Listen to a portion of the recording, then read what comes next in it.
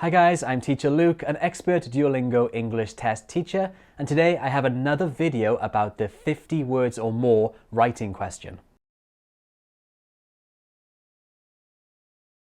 In my previous writing videos, I discussed the recount paragraph and the make an argument paragraph. Today, I'm going to look at the third type, which is the describe paragraph. If you haven't watched my previous videos yet, I recommend you do so after this video. The links are below in the description. Okay, before we start, as always, if you think this video is helpful for you, please give it a thumbs up and subscribe. It really does help me a lot. So let me start by very quickly looking at the scoring criteria. This will help you to understand how the Duolingo English Test team assess your writing. So you can find this information on the Duolingo Test website. Basically, your writing is being scored on these 7 points: grammatical accuracy, grammatical complexity, lexical sophistication, lexical diversity, task relevance, length, and fluency. So those are the 7 points you're being assessed on. I have made a whole video discussing this. If you're interested in watching that, the card is here. And in this video at the end, we'll look at my sample answer for the described prompt and analyze it using this criteria. Okay, so let's take a look at my sample answer now. Remember, this is for the describe question prompt. And the question I'll use comes from the Duolingo Test practice site. So let's take a look at that now. So this is the question on the Duolingo English practice test. It goes like this. In general, people are living longer today. Discuss some of the implications of this phenomenon. So right away, we know that this is a describe writing prompt because it doesn't ask you to tell your own story, that's a recount, and it doesn't ask you to make an argument. It's not asking whether you agree or disagree with something. It's just asking you to discuss the implications or describe the implications. So again, you don't have to make an argument. You don't have to say if you agree or not. You just have to describe what's actually happening. In my opinion, this type of paragraph is easier than the make an argument one. So I have written a sample answer for this question. Let's take a look at that now. And as we go through it, I'll talk about the way I organize the answer. This will be helpful for you because in the Duolingo test, you only have 5 minutes to do this. So if you have a structure in mind, that can really save you a lot of time. So let's take a look at my answer. So you should always start with a topic sentence, the same as in the other writing prompts as well. My topic sentence for this question goes like this. Life expectancy is increasing all around the world, and this has both positive and negative implications. So right away, when you read this topic sentence, you know what I'm going to talk about. I'm going to talk about a positive and negative implication. Topic sentences outline what the rest of your paragraph will discuss. So it's really important to include a topic sentence when you start your paragraph for this question type. And of course, after you've written your topic sentence, you have to follow it up with some supporting ideas. For the Duolingo test, you only have 5 minutes to do this. That's really short, but I still would like to see 2 supporting ideas in a paragraph. So let's take a look at my supporting ideas now. So this is my supporting idea number 1. One of the most concerning implications is the burden it has on the taxpayer. Since more and more people are living longer and having longer retirements, there is a shortage of funds available for essentials such as pensions and healthcare. As a result, younger people are picking up the bill through higher taxes. So this is my supporting idea number 1. I have one implication. The implication is the burden it has on the taxpayer. It refers to life expectancy increasing.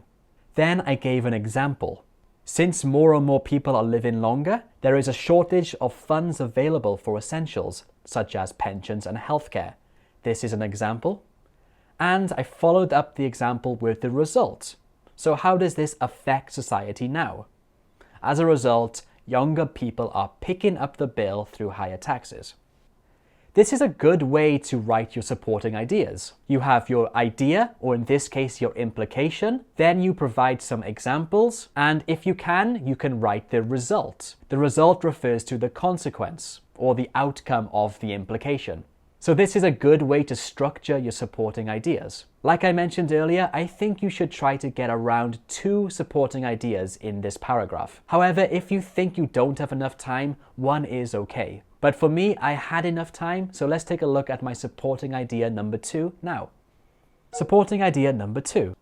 On the other hand, there are social benefits of this phenomenon. One benefit is that grandparents have more time to spend with their grandchildren, which can help build a stronger sense of community and encourage family values.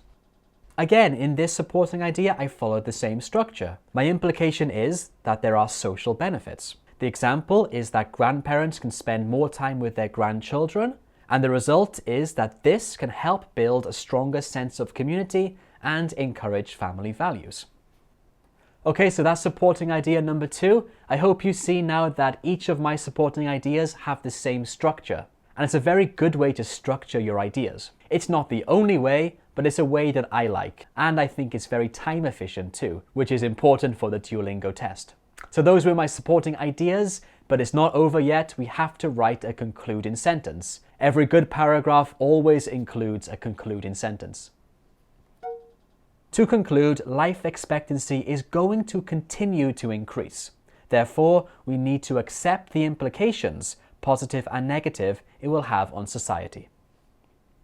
So I wrote this conclusion in just 1 sentence, but you can break it up into 2 if you want to. There's no rule for this. When you're writing your conclusion, it's important to include a transition phrase. My one in this one was to conclude.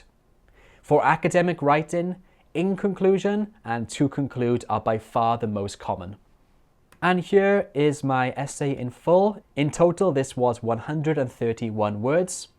So I understand that for a lot of you, 131 words is probably not possible to write in just 5 minutes. And that's okay. You can still follow this structure and write less words. But if you can write more and make your sentences accurate and correct, I recommend you do so. Okay, so that's my sample answer. If you want to download this PPT file, you can by becoming a member of my channel. Just go to my YouTube homepage and click that join button. So, is this a good answer? Well, let's analyze it based on the criteria we looked at earlier. So you all remember the criteria, right? Well, let's go through these points one by one to see if my paragraph does well based on this criteria. In terms of grammatical accuracy, I am a native English speaker, so writing accurate or correct sentences is not that hard for me. My essay doesn't contain grammatical mistakes. Writing grammatically correct or accurate sentences is very important if you want to get a high score in production. So make sure to study grammar at the sentence level before you take the Duolingo test. Now let's take a look at complexity. This one's a bit more subjective. Okay, so grammatical complexity refers to the type of sentences you're using. Are you just using simple sentences, or are you using more complex, more difficult grammatical sentences? You should include both simple and complex sentences in your paragraph. These sentences here in yellow are complex sentences. The first one, since more people are living longer, there is a shortage of funds. This is known as a cause and effect structure. Since indicates the cause, then you have a comma and then you write the effect. This could be easily broken up into 2 simple sentences, but to show grammatical complexity, I wrote them as 1. Same as the second example. I used a which clause, which can help build a strong sense of community. This which clause adds extra information to my idea. Again, this also could have been broken up into 2 simple sentences. But to make it complex, I used a which clause. In grammatical terms, this is known as a non-defining relative clause. Again, it shows complexity.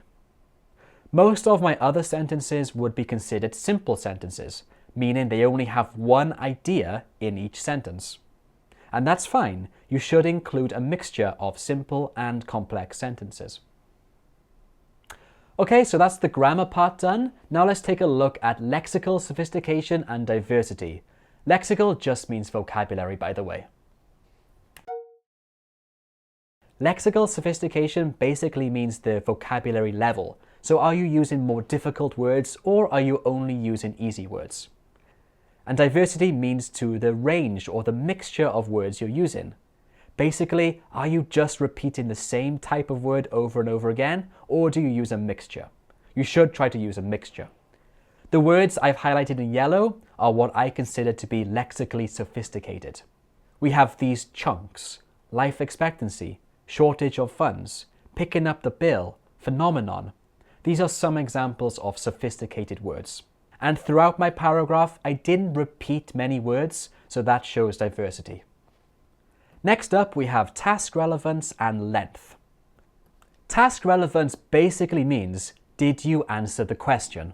This prompt asked us to write about the implications of people living longer, and I discussed 2 implications of that issue. So yes, I did answer the question. I also gave examples as well. This is all involved in the task relevance scoring criteria. And next up, we have length. So for this task, you must write at least 50 words. However, since length is in the criteria, it suggests to me that they want you to write more. So the more you write, the higher score you will get for length. However, it's really important that you know that if you write a very long paragraph, but it's full of grammatical mistakes, you won't get a high score.